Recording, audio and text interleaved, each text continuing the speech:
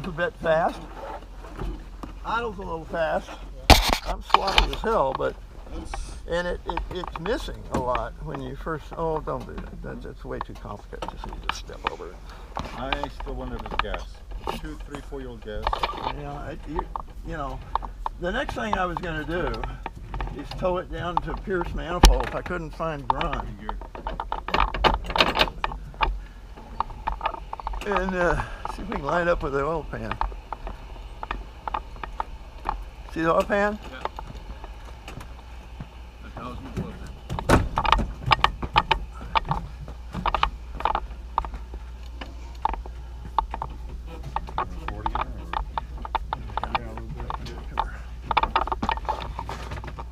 Somewhere along in there.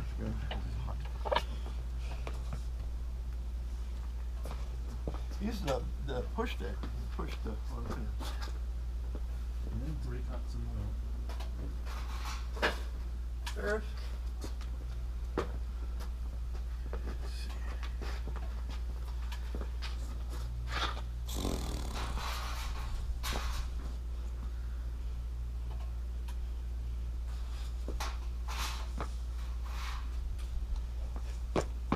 Let me open it up. I want to twiddle with the idle anyway. Yeah, it's definitely missing. If it's old gas, that would do it. That's what I keep thinking. Old gas.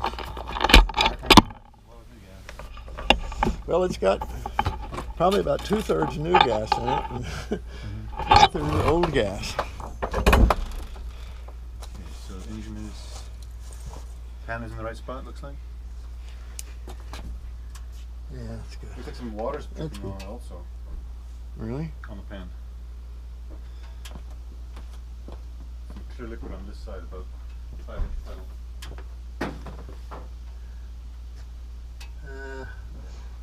It's weird. It's not a appropriate place for water, unless it's spinning out of the water pump. Could be coming from the water pump. That belt. Yeah. In front, that actually Water pump. is a water pump. That's the only thing that belt drives is a water pump. But I don't see it dripping now. I was wondering if it was only dripping. Why is it dripping now?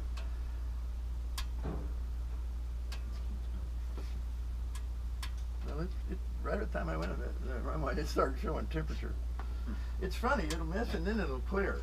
You can hear it, you know, you on the cam. Yeah, I bought some gas in Bodega Bay in my '88 Porsche, and the next 70 miles would be driving, and you'd get on it, and it would bulk and cut out, and then take off again. And This thing isn't near ready to get on the hook on drive. It's not. You don't want to go from bam all of a sudden. Yeah. The transition from idle to or secondary, there's like a rotary valve that the idle adjustment control that advances the throttle that has a single hole that's an idle hole, and then you start advancing and it opens up a couple of other holes that are transition holes that you start using. There's idle jets and emulsion tubes and then main jets. When you're wide open, you're in the main jets, and when you're in between, which is where you are a lot of the time racing, you're in those emulsion tubes, where you're feathering this throttle and you're in between, and that's where it's fucked up.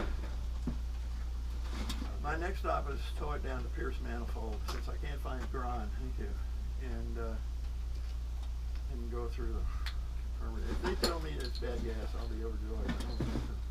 Well, what you're mentioning isn't bad gas, but the missing and coming and going might be. Could be. Could be, I don't know, but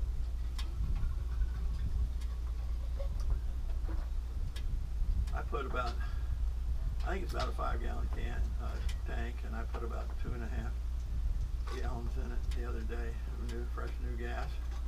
So it's getting a mixture of old gas. I know it's not the same, but I had a 125cc scooter, ran like top of 5,000 miles. I went to one certain Chevron station I never go to. Within about 20 miles, the engine started crappy, so bad I took it to the mechanic. All he did was charge the battery, drain the gas, put new gas in, they knew it was good, ran at the top. Happened again a few months later. They didn't realize it was that gas Same filling station? That was the second time I've ever been to this. And then I realized what happened.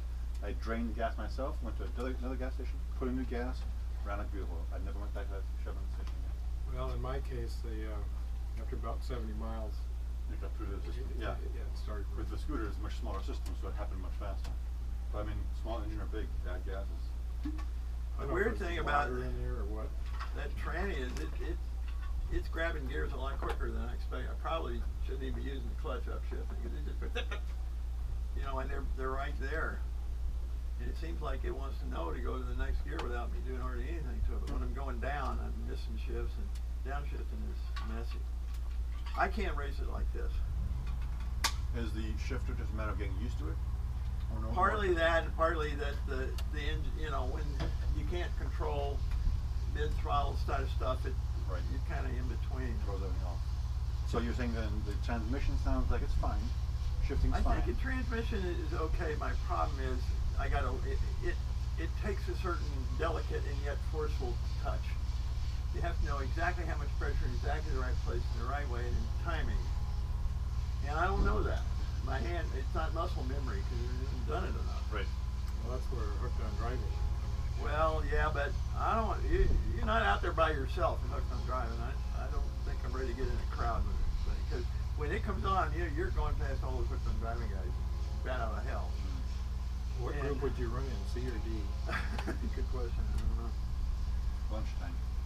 If I could get it to idle and transition through the emulsions correctly, there's a video out of this guy, the cat net, driving one of these, and he putters down a road, and he comes up, and he stops, and it's just going purr, purr, purr, purr, and he sets it down, he goes, I want a sweet car, and he motors up, and he goes, like a street car, it's sweet and nice.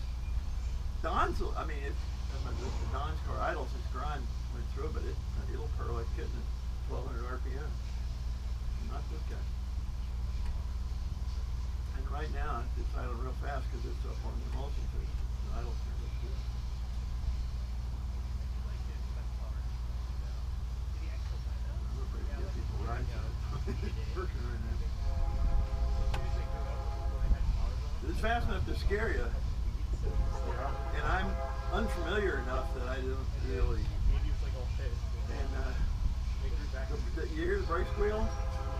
That's a familiar 23 brakes always squeal. You know the brakes are squealing. But the bias may be wrong. It seems like the fronts are braking a lot more than the rear. How'd it go? We think bad gas. I don't know if you can hear it, but it's sputtering. Sputtering a little, yeah.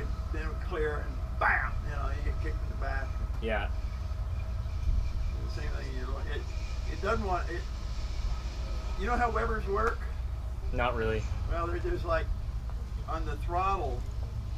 There's a round thing with the fuel goes through it, and as you rotate the throttle, with an idle there's one hole, and then as you accelerate a little bit, Oh, yeah. in between, you're on the idle jets on the first hole, and you start to rotate the throttle. There's two more holes that open up, Yeah, and at that point it feeds gas to the emulsion tubes, which are around the main jets, and they carry that transition, smooth transition from idle up. Okay. So you're on the main jets. Well, it seems like a main. I don't know. There's also bad gas. We think it's the same gas set for 4 years. So it Yeah, has some yeah. bad gas in there, or it could just be the carburetor screwed up. Do you But have just the fact that it won't idle right tells me it. Do you have some fresh gas for it, or? Half of the tank in it now is fresh, but Okay. Yeah, it's hard to. Yeah, carbs are interesting things. well, these are especially challenging. Yeah. I'm glad I decided to just wear my goggles instead of the whole damn helmet. It's a lot cooler. Yeah. I was going to give you guys a ride, but quite frankly, at this point, it kind of scares me. Because you're Just pedaling along too- and all of a sudden, bam, you get kicked in the back. Yeah. And when I'm downshifting, I know I'm doing a really crummy. I'm missing gears, and you know, it's not smooth. I've seen there's a guy named Alan DeCottenat who drives various real exotic race cars on YouTube videos. And he drives one of these. He pulls up a country road, comes to a stop. The camera's sitting there, and he pulls up, and he stops, and it's just purred about 1,000 RPM, and he shuts it off. and he talks about it, and he gets in, he fires it up, and he pulls away, and it goes, you know, this Like a regular car. like a regular car. Mm-hmm. This one isn't behaving. I need. This one's at what? Stop and go. Stop and flat out. That's not that. I can't get on track with it like that. You've got to be able to moderate the throttle, Yeah. and it'll go like hell to pot. You know, it could be a combination of bad gas, old gas, and the carbs just aren't right. Can you tweak the carbs and? Me? Yeah. No. No. You got. The You guy, got. like my guru, my twin cam guru next door, he thought he knew all that stuff, and we were at a race at Sonoma about a year ago, and I was watching this guy named Ron Perry working another guy's 20. Hello. And, he seemed to really know what he was doing. I knew Don was having trouble, and when he got through with Mike Summers' cars, he take a look at my buddy Weber's over here, and he worked on Don's for about 2 hours. It's night and day. It just purrs, his perfect transition, behaves like Alan DeCadence. But he really knew what they were doing, got in the cars. And he did a whole mess of stuff. He adjusted the floats and changed some jets. And he worked for Pierce Manifold for about 10 years, 15 years. He learned it. Unfortunately, we can't find, he gave me his card, and none of the numbers work. You can't get a hold of them. They all say disconnected, and the cell phone, there's message, what happens when you discontinue a cell phone number? Apparently it stays there, and you just get this message that says, not available, and the answer box is full. Mm-hmm. I think it's like old websites. They're always there, but there's nobody home. Yeah. I think it's. So I planned after we got, next weekend is the pre-reunion in Monterey, and the weekend after that is the big reunion. You've probably been to one of those. I haven't. Never got it. Got it. The reunion is the biggest. The thing is, you want to buy your tickets in like April. Okay.